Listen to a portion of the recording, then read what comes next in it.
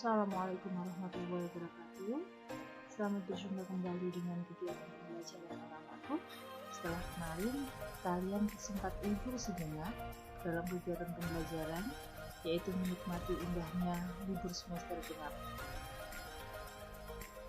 Sebelum saya menyampaikan materi pembelajaran selama kalian berada di kelas 12, izinkanlah saya menyampaikan program pembelajaran yang nantinya akan kalian lalui selama berada di kelas 12. Sebelum itu juga, izinkan saya untuk menyampaikan profil atau biodata saya.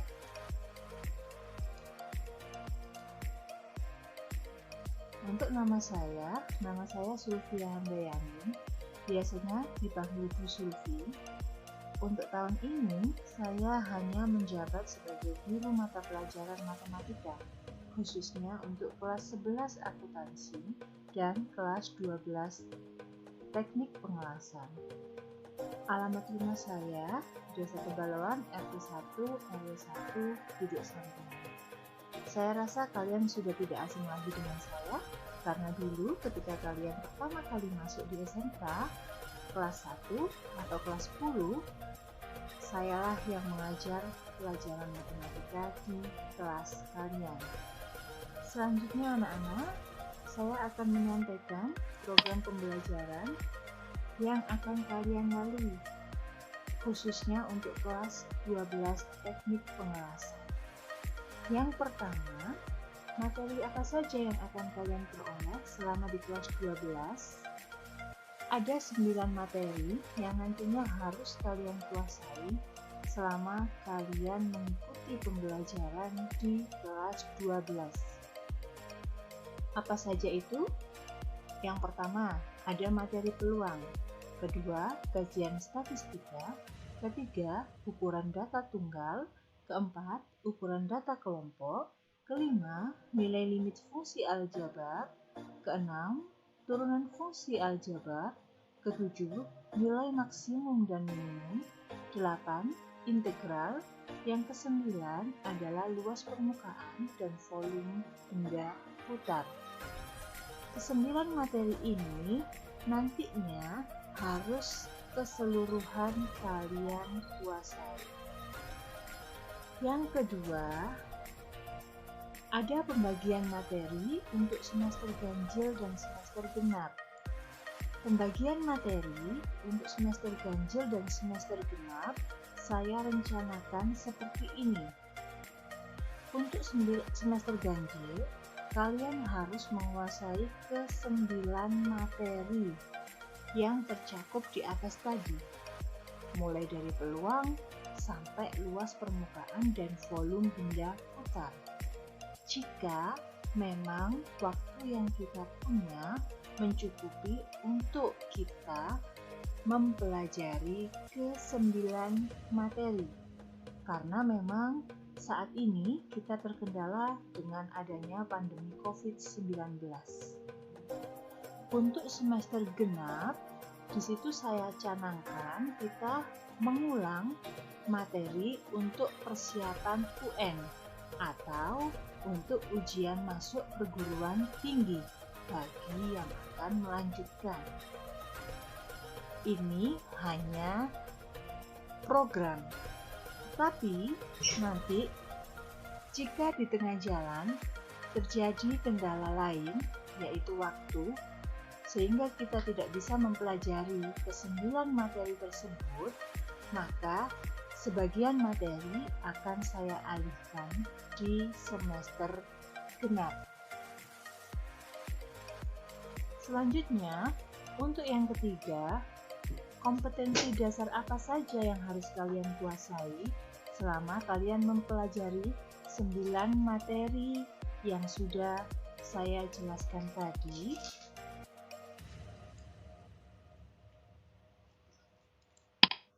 Kompetensi dasar yang harus kalian kuasai ada kompetensi dasar pengetahuan dan kompetensi dasar keterampilan. Untuk materi peluang, kalian harus bisa menentukan peluang kejadian. Sedangkan untuk kompetensi keterampilannya, kalian harus bisa menyelesaikan masalah yang berkaitan dengan peluang kejadian. Untuk masalah statistika atau materi statistika, kalian harus mampu mengevaluasi kajian statistika dalam masalah kontekstual atau masalah nyata. Sedangkan untuk keterampilannya, kalian harus bisa menyelesaikan masalah kontekstual yang ada kaitannya dengan materi statistika. Sedangkan untuk data tunggal dan data kelompok, kalian harus bisa menganalisis ukuran pemusatan datanya. Dan untuk aspek keterampilan, kalian harus bisa menyelesaikan masalah yang berkaitan dengan ukuran pemusatan data, baik itu data tunggal maupun data kelompok. Itu sebagian kompetensi dasar yang harus kalian ketahui, sehingga nanti kalian dapat menyelesaikan program kelas 12 ini dengan baik. Ini untuk 5 kompetensi dasar yang kedua, mulai dari menentukan nilai limit sampai kalian harus bisa menentukan luas permukaan dan volume benda putar dengan menggunakan integral tertentu.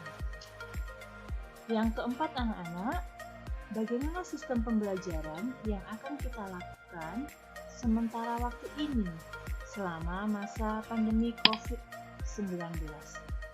Sistem pembelajaran yang akan kita gunakan untuk sementara ini menggunakan media daring. Untuk absensi kehadiran, kalian akan melakukan absensi kehadiran setiap akan melakukan pembelajaran melalui link yang sudah saya kirimkan ke grup kelas masing-masing. Untuk materi pembelajaran sementara ini bisa diakses melalui Bitly Belajar Daring SMKN 1 di DKS atau melalui grup WA Matematika yang sudah saya buat untuk masing-masing kelas. Yang terakhir, setiap selesai penyampaian materi akan diberikan tugas, baik itu berupa LKPD maupun ulangan harian. Yang kelima, sistem penilaiannya seperti apa? Untuk sistem penilaian, kita ada 3. Ada penilaian harian, ada penilaian tengah semester, ada penilaian akhir semester. Untuk penilaian harian, saya biasanya menggunakan LKPD dan ulangan harian. LKPD dan ulangan harian akan saya berikan setelah materi pembelajaran selesai disampaikan. Sementara ini, untuk pengumpulan tugas dan LKPD bisa melalui unggah file dengan menggunakan Google Formulir. Nanti linknya akan saya kirimkan jika waktu pengumpulannya sudah ditentukan. Sedangkan untuk LKPD-nya sendiri, nanti dia bisa di-download, kemudian kalian edit langsung di situ. Kemudian kalian kirimkan hasil editan kalian melalui LKPD itu dengan melakukan rename atau pergantian nama dengan format nama lengkap, kelas, nomor absen, dan materi apa yang kalian pelajari pada sesi itu. Atau dengan menggunakan cara yang kedua, yaitu kalian mendownload LKPD, kemudian kalian mengerjakannya dalam bentuk paper atau kertas, dan kalian memfoto hasil kerja kalian, kemudian kalian upload. Itu untuk LKPD. Sedangkan untuk ulangan harian, PTS, dan PAS, sementara waktu ini kita menggunakan Google Formulir terlebih dahulu. Yang linknya nanti akan saya sampaikan ketika ujian akan dilaksanakan. Kemudian, ketika kalian melakukan absensi, apakah absensi itu akan terekap? Ya, inilah contoh rekap absensi. Di sini saya berikan contoh rekap absensi kelas 10, hasil rekap dari kelas 10. LKPD-nya seperti apa? Bentuk LKPD nanti dibuat semenarik mungkin. Ini adalah sebagian contohnya. LKPD materi pelajaran matriks. Sedangkan untuk PTS, PAS, dan ulangan harian, nanti kita menggunakan format seperti ini. Cara melakukan absensi. Bagaimana cara melakukan absensi? Ikuti aturan seperti di atas, yaitu klik link yang telah diberikan oleh guru. Kemudian yang kedua, isikan identitas yang ada pada Google Formulir. Biasanya terdiri dari nama, kelas, nomor absen, dan kemudian kalian masukkan token yang telah saya berikan. Penulisan token harus sama seperti yang diberikan oleh guru, baik itu huruf besar kecil, spasi, ataupun tanda baca yang lainnya. Setelah data lengkap, lakukan pengiriman absensi. Contoh cara pengiriman absensi.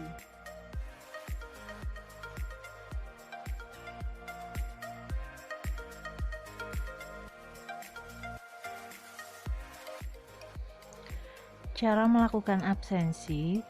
Sebelum kalian melakukan absensi, nanti akan saya kirimkan info absensi seperti contoh di atas. Di situ ada info link dan ada info token. Langkah melakukan absensi.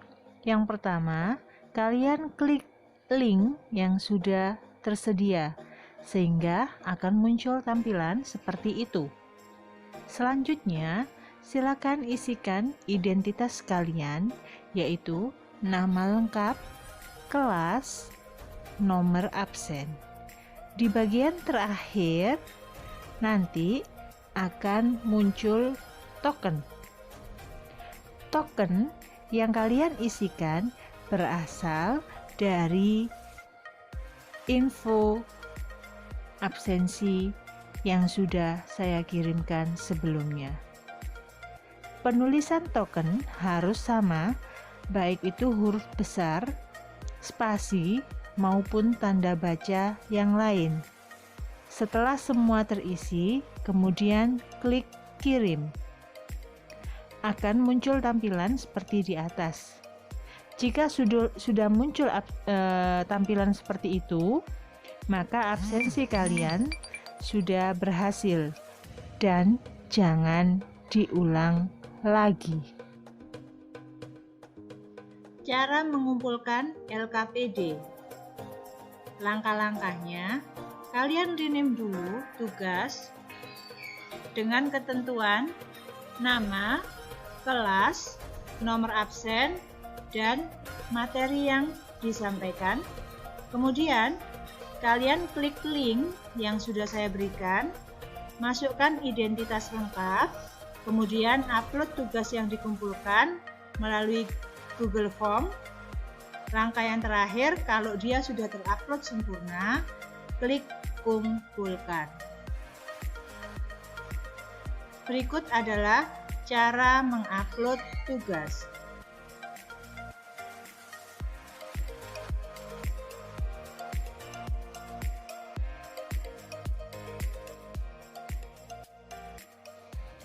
Sebelum kalian mengupload tugas, perhatikan penamaan pada Word di atas, yaitu dituliskan nama, kelas, nomor absen, dan materi yang dipelajari pada sesi tersebut.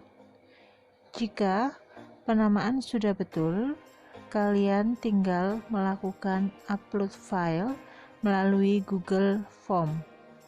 Langkah-langkahnya, silakan kalian lihat info pengumpulan tugas yang saya kirimkan.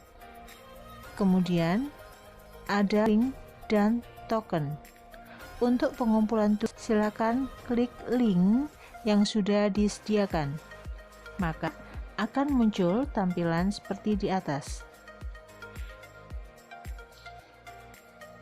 Isikan nama, kelas, nomor absen, dan jangan lupa isikan token sesuai dengan apa yang diberikan oleh gurunya, baik itu huruf kecil, tanda baca, maupun spasi.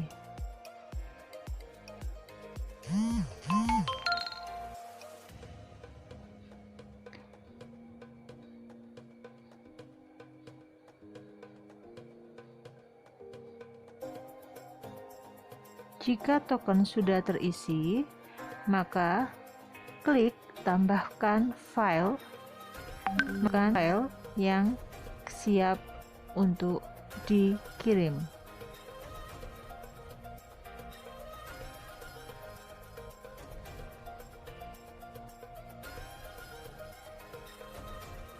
Klik upload sehingga file masuk ke dalam Google Form.